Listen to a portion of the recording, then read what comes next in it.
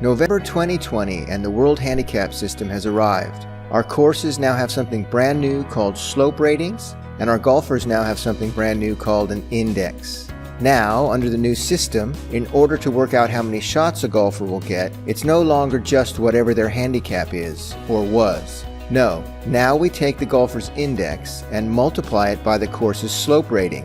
I know that sounds complicated, and I guess it would be, except we've got things covered. We're making it as easy as possible for you.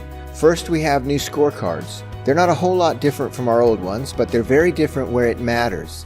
This one is from the Church in the Mill course. We know it's the Church and Mill not only from the front cover, but also by looking here and here. So far, that'll look very familiar. But now as we pan down to the bottom left, look how we've laid out the new stuff. Across this row, from left to right, we have the 6 different sets of tee markers. Blue, yellow, white, and red, those are the easy ones to understand. These other 2, the ones with the shaded ovals, those are the composite tees, the combination tees if you will. The composite course is where the golfer plays half the holes from the back tees and the other half from the forward tees. We have a composite course for the ladies and one for the men. See how we've depicted that with the yellow and blue diagonals?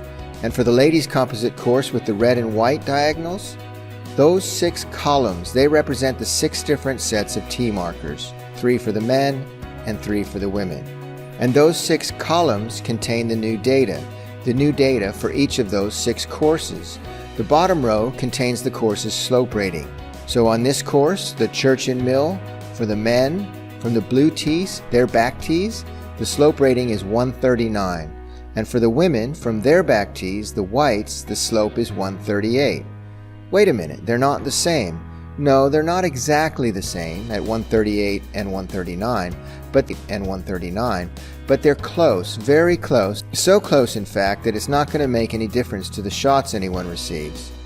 And now we move to the right, to the composite tees, and we see the slope ratings at 134 and 135. Again, not an exact match, but so close as to make no difference.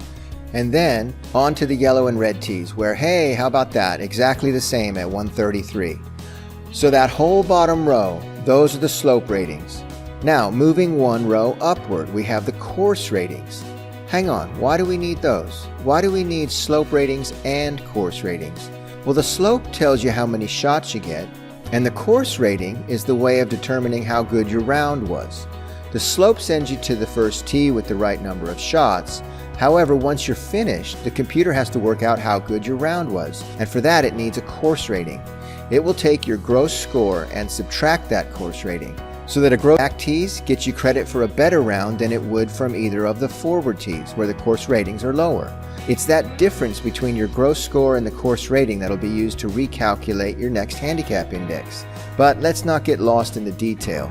Let's concentrate on getting you to the first tee with the right number of shots. What's that formula again?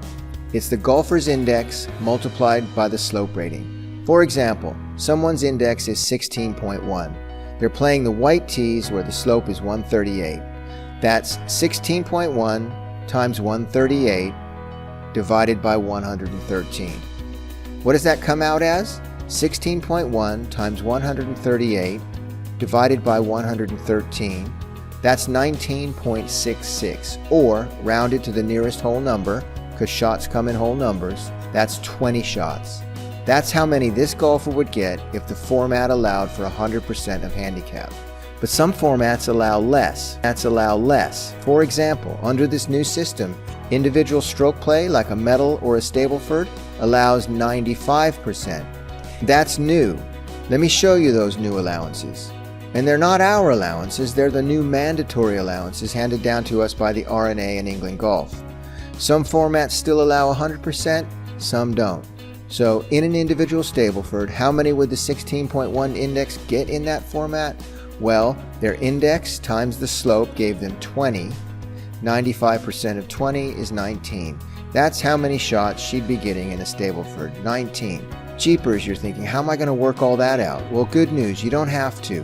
We have charts that have done the maths already. Most of the maths anyway. Here's one of them. And these will be displayed in 2 different places from November 2nd. First place on the big screens near the locker rooms, and on the big screens at the driving range. The Pro Shop will have copies too, and eventually there'll also be a mobile phone app. But initially, here at the beginning of November, before you head to the first tee, you can look it up on one of the big screens or ask in the Pro Shop. And the chart we're looking at right here is for the Church and Mill course, playing from the white tees. The player looks up her index, which we said is 16.1. It's in this zone, right? 16.0 to 16.7. And there we have it, 20 shots. 20 shots for that course. That's what this 16.1 index golfer is entitled to if the format also has a 100% allowance. If it's less than 100, if it's a format that calls for 95, then she gets 20 times 0.95, which is 19. And if it's a format that calls for even less than 95, say it's a 4-ball stroke play, which allows 85%,